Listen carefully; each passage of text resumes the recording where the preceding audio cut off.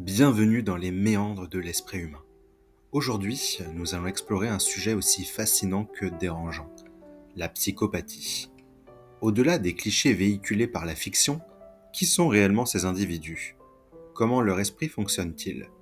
Accrochez-vous car nous allons plonger au cœur d'une réalité complexe et souvent mal comprise. Au cœur de la psychopathie, démêler le mythe de la réalité. La figure du psychopathe peuple notre imaginaire collectif. Celui-ci est souvent associé à des actes de violence extrême. Mais la psychopathie est un trouble de la personnalité complexe, bien plus nuancé que ce que l'on voit au cinéma.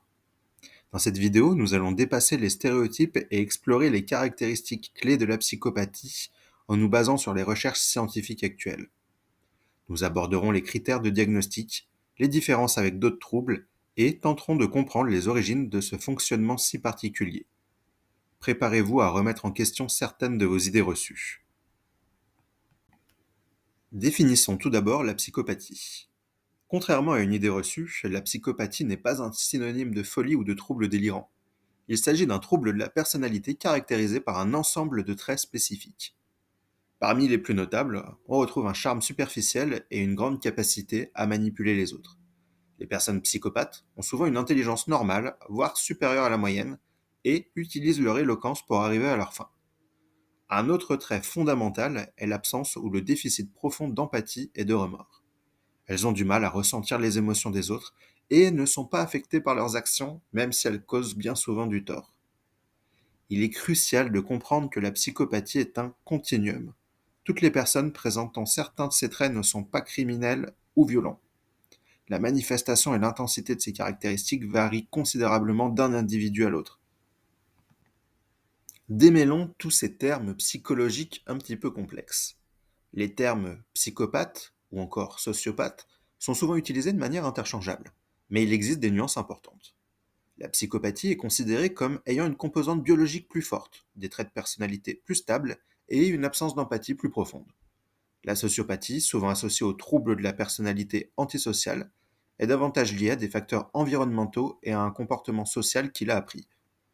Bien que partageant certains traits, comme le mépris des règles et les comportements manipulateurs, la psychopathie se distingue par ce manque d'intériorisation des normes sociales et une froideur émotionnelle plus marquée. Il est essentiel d'utiliser un vocabulaire précis lorsque l'on aborde ces sujets pour éviter les généralisations hâtives et les amalgames qui peuvent être dangereux.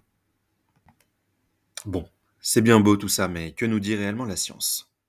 La recherche en neurosciences a permis de mettre en lumière certaines particularités dans le cerveau des personnes présentant des traits psychopathiques. Des études ont montré une activité réduite dans l'amygdale, une région clé impliquée dans le traitement des émotions, notamment la peur et l'empathie.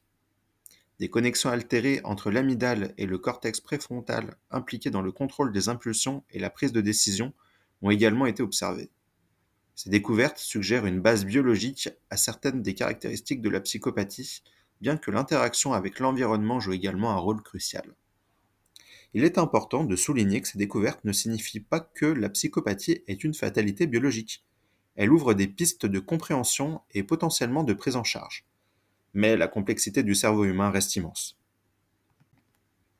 On pense souvent à des tueurs en série type Hannibal Lecter quand on parle de psychopathes. Si certains psychopathes peuvent effectivement commettre des actes criminels, la majorité d'entre eux ne sont pas des meurtriers.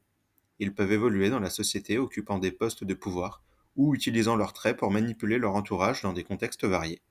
Relations personnelles, milieu professionnel, etc. Leur charme et leur absence de culpabilité peuvent leur permettre de gravir les échelons ou d'exploiter les autres sans éveiller les soupçons.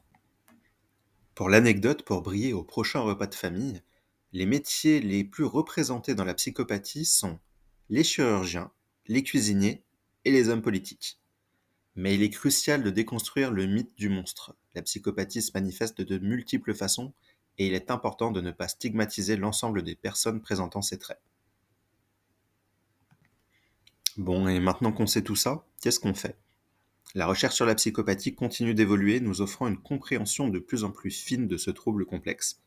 La prise en charge est difficile en raison du manque de motivation intrinsèque au changement chez ces individus. Cependant, des approches thérapeutiques spécifiques et des stratégies de prévention précoce sont explorées. Il est essentiel de poursuivre les efforts de recherche pour mieux comprendre les origines de la psychopathie et développer des interventions efficaces tout en évitant la stigmatisation et en favorisant une information rigoureuse. La psychopathie est un sujet qui nous confronte à la complexité de l'esprit humain et à la part d'ombre qui peut exister en chacun de nous. En nous informant et en dépassant les clichés, nous pouvons développer une compréhension plus nuancée et contribuer à une approche plus éclairée de ce trouble. J'espère que cette exploration de la psychopathie vous a éclairé et vous a permis de dépasser certaines idées reçues. N'hésitez pas à partager vos réflexions et vos questions dans les commentaires ci-dessous.